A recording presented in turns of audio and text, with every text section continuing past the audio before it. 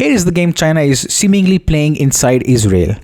China is playing the long game, the patient game, the smile, shake hands, open a research center, sign an investment deal, talk about peace, and quietly shape the room game. That is the core issue here, as Israeli intelligence is drowning in fires coming from Iran, Lebanon, Gaza, and the wider West Asia battlefield. China seems to be looking at Israel and saying, fine, you watch the explosions in your neighborhood, we will study the cracks in the wall. And the wall here is Israel.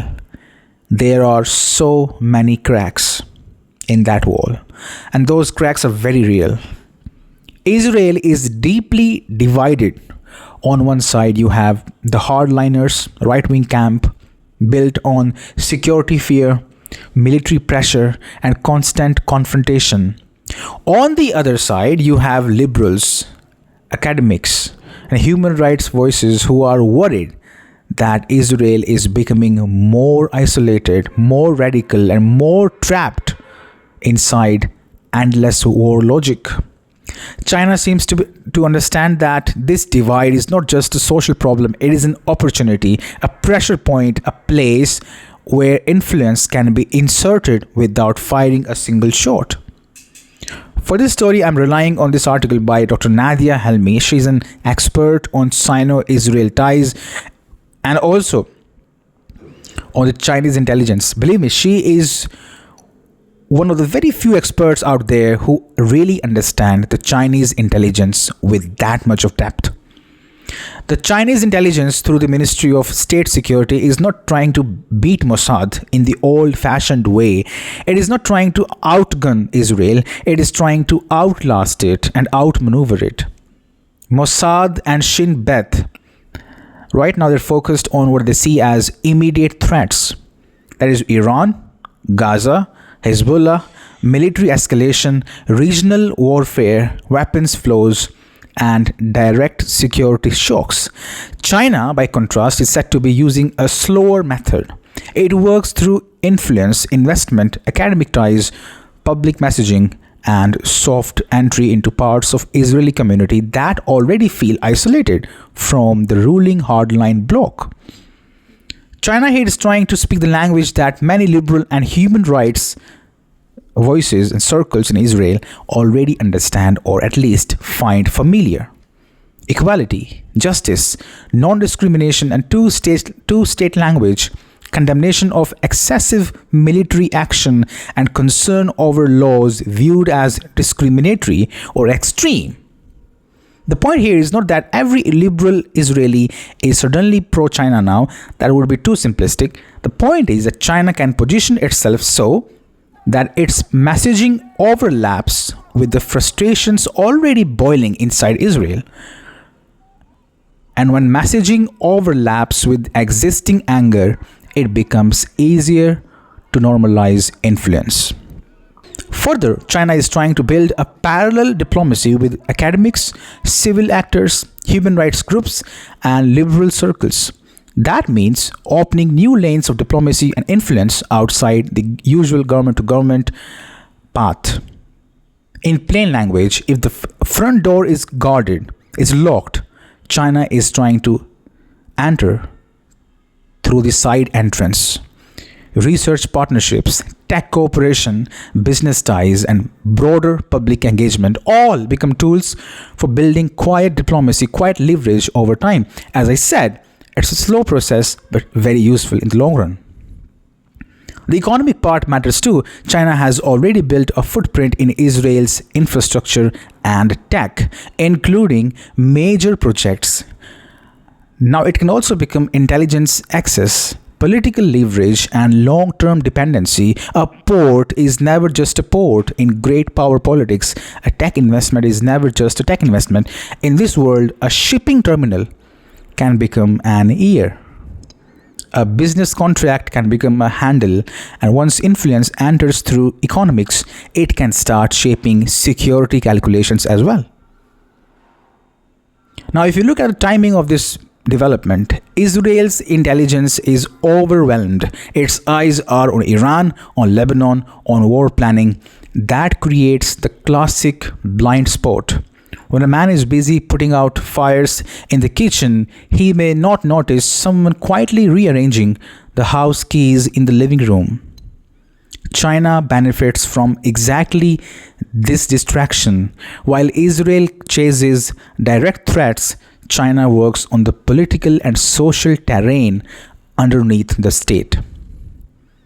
There is also a wider goal here of this whole process, weakening the unity of the US Israel axis from the inside. If China can strengthen Israeli voices calling for less war, more diplomacy, and more foreign policy balance, then it creates discomfort for the Israeli far right and tensions with Washington at the same time.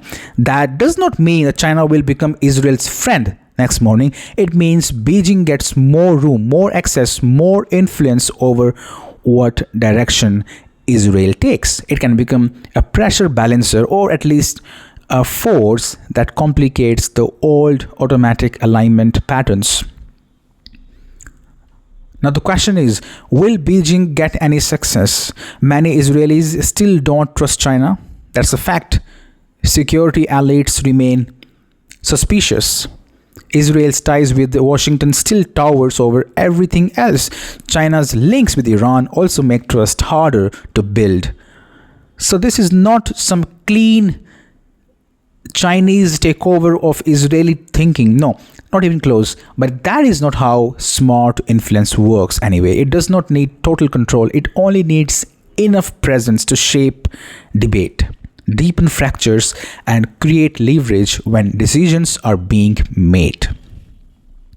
If China succeeds even partially, then Israel's domestic debate may shift. More pressure could build against endless escalation. More voices may push back on reckless adventures. More parts of Israeli community may demand diplomacy over destruction. In that case, China would not just be exploiting Israeli divisions, it would be using those divisions to slowly reshape what kind of state Israel becomes, how it behaves in the region, and whether it keeps acting like West Asia's permanent troublemaker. Moving on, my friends, Pakistani military contingent, I should say, has now arrived in Saudi Arabia's eastern province under a joint defense agreement. And that is not some ceremonial photo op where people smile for cameras and drink tea.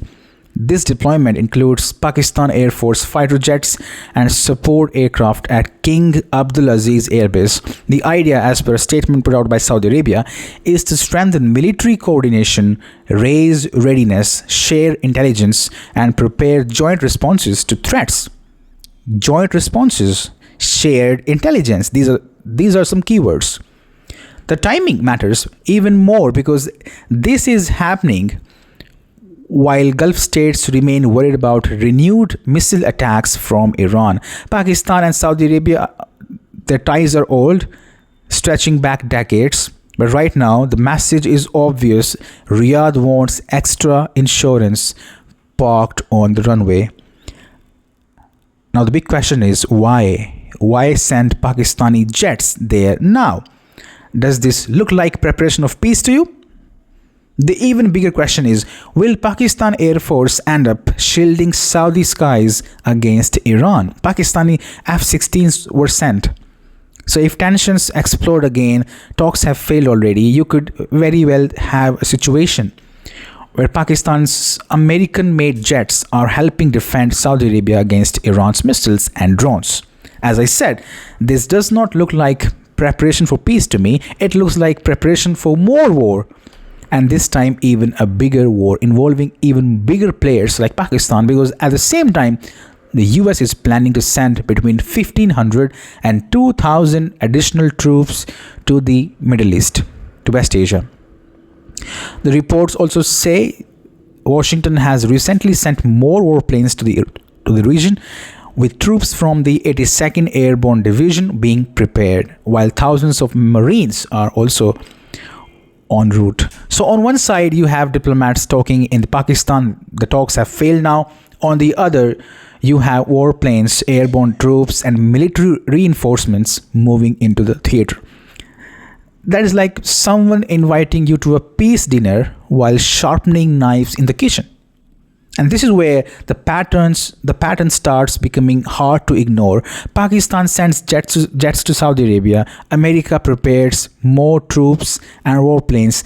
Then you look at Israel. Netanyahu has asked for his corruption trial to be postponed for at least 2 weeks, citing, and I quote, secret security and political reasons, unquote. He did not explain those reasons.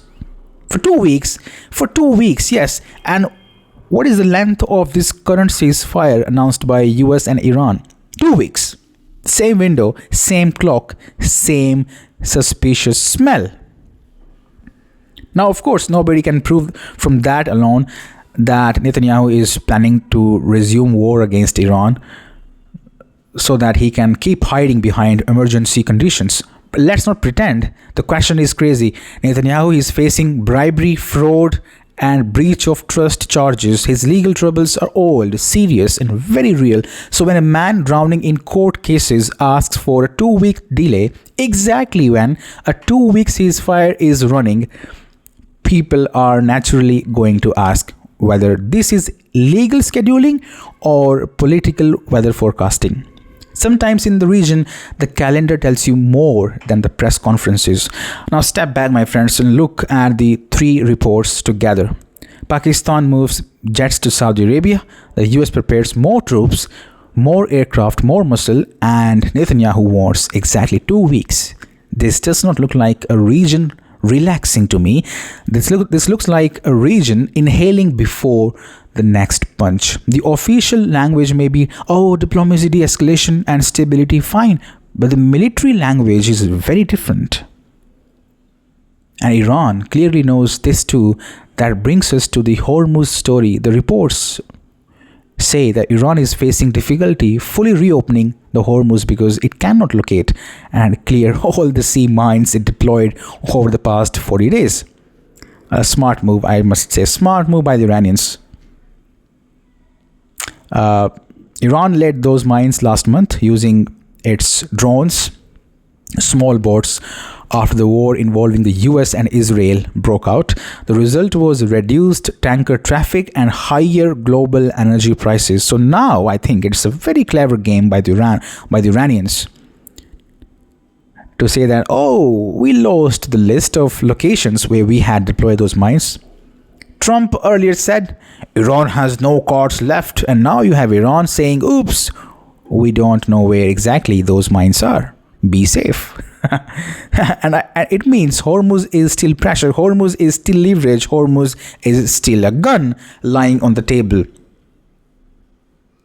China is also aware about the ill intentions of the Americans and the Israelis and the Gulf states. China may be preparing to supply Iran with advanced air defense systems in the coming weeks. This is what the American intelligence is reporting. But as per some reports from inside Iran, I believe those air defense systems have already arrived from China. As of now, public confirmation is still not there. China has denied these reports. But overall, the chessboard is getting more crowded and every piece looks armed. My friends, thank you for watching JNF again. I'll be back with more updates. Thank you.